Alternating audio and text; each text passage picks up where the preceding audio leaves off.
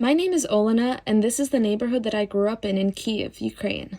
My neighborhood is currently being bombed, but I am not here to show you the destruction. I want to talk about how it was growing up here. And in just a little bit, I will explain why I'm making this video. These are the places I call home. There's a good chance some of these places aren't there anymore, and I'm so grateful that I managed to capture them on camera. Here's the market that I went to with my grandmother almost every day.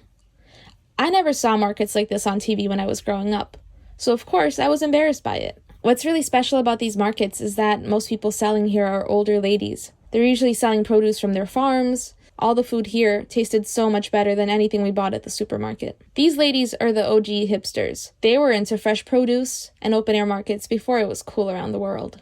I was born in Kyiv, Ukraine, and raised by two very patriotic parents.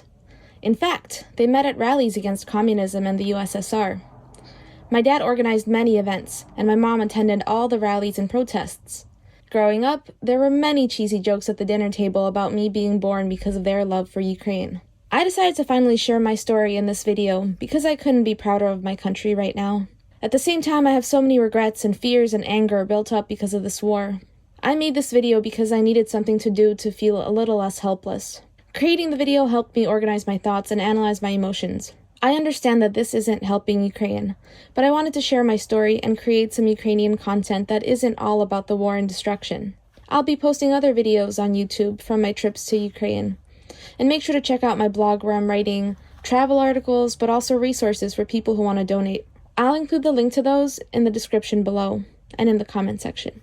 When I was 4, my parents had to move abroad because of my dad's job. He was doing work that helped Ukraine, and the move wasn't supposed to be long-term. It was hard for me to leave my home, especially because the country we moved to had bad experiences with communism in the USSR. It was 1996, so everything was still fresh for them, which made my mom shush me if I spoke Ukrainian in public. People weren't shy about treating us differently, because they thought we may be Russian, and they had so many negative experiences and trauma surrounding the USSR. I should also mention that the same country is now welcoming Ukrainian refugees, sheltering them, helping as much as they can. My friend even joked that Prague may as well be called New Kyiv because there are so many Ukrainian flags everywhere. But when I was younger, things were a little different. There were a lot of Ukrainians living in Ukraine, even in 1996. And we were often looked down on. We were the ones working lower-class jobs. All the cleaning ladies and construction workers were Ukrainian. We were thought to be poor and uneducated. Even at my international school, where everyone was very open-minded, my teacher was talking about how he almost got mugged by some sketchy men on the subway, and he made a comment about how they must have been Ukrainian. He didn't mean anything by it, but it still stings 15 years later. Even though my parents taught me as much as they could about Ukraine, and we visited our family there at least twice a year, I didn't really feel Ukrainian at all. Being raised abroad and in an international community turns just about anyone into a third-culture child. On one hand, we adapt just about anywhere, but we lack the feeling of home. It wasn't until 2014 and the Maidan Revolution that I began reconnecting with my Ukrainian roots on a deeper level. I actually went there to report on the situation and got to talk to these people who were defending their home, which is also my home. That changed everything for me. So my parents had moved back to Ukraine without me in 2012.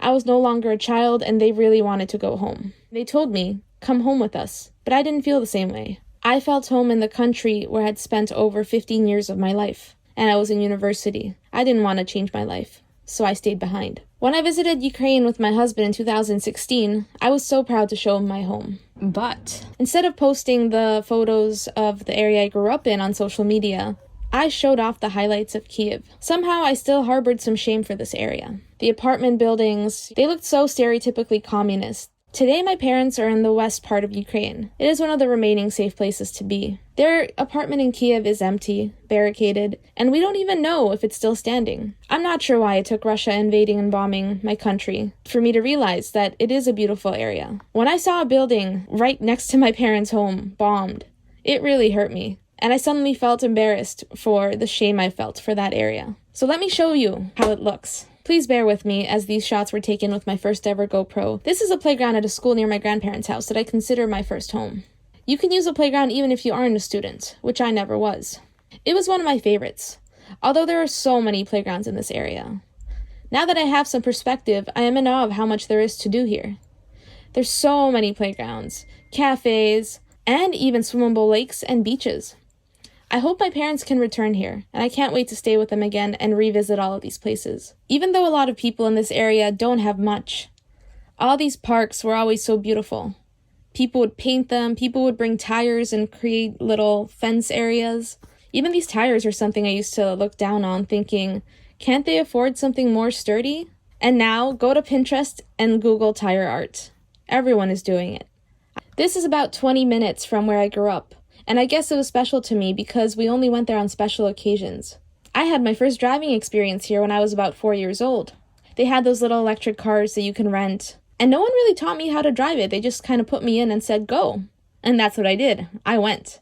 Imagine my mom's horror when she saw me taking a fast turn without slowing down. So I wasn't even wearing a helmet, so that could have ended really badly. It was really fun coming here with my husband. It's a very romantic park to take a loved one, but I mostly remember coming here with my grandmother and feeding the ducks. Here's the market that I went to with my grandmother almost every day. It's funny because when I travel to Southeast Asia, and even here in Hawaii, I love visiting markets just like this, even though I was so ashamed of them back home.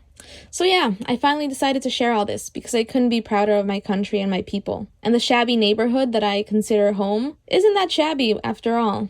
I would love to hear from you guys in the comment section and see if anyone else grew up in an area like this and harbors the same sort of feelings that I do.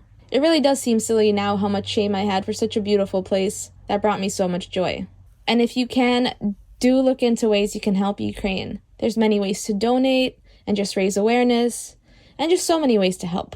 Thank you, and Slava Ukraini. I am Olena. This is Isaac. And we are the TravelBugBite. We met in Prague, Czech Republic.